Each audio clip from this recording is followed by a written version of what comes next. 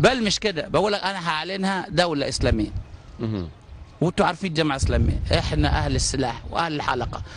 في اعتراف خطير جدا من الدكتور صابر بيقول ان الجماعات الاسلاميه لديها السلاح ومستعده للنزول بالسلاح. يعني ده تهديد لاعضاء تمرد وتهديد للمواطنين اللي هم هينزلوا للمطالبه بسقوط نظام جماعه الاخوان المسلمين وللمطالبه بالثوره. هل ده تهديد؟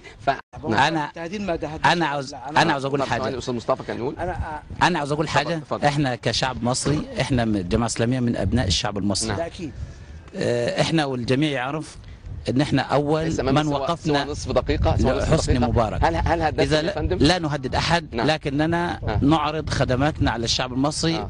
واذا مس مصر قلت ان لدينا سلاح؟ لا ليس لدينا سلاح ولن نرفع سلاحنا على الشعب المصري. مش هنخلي اذا حدث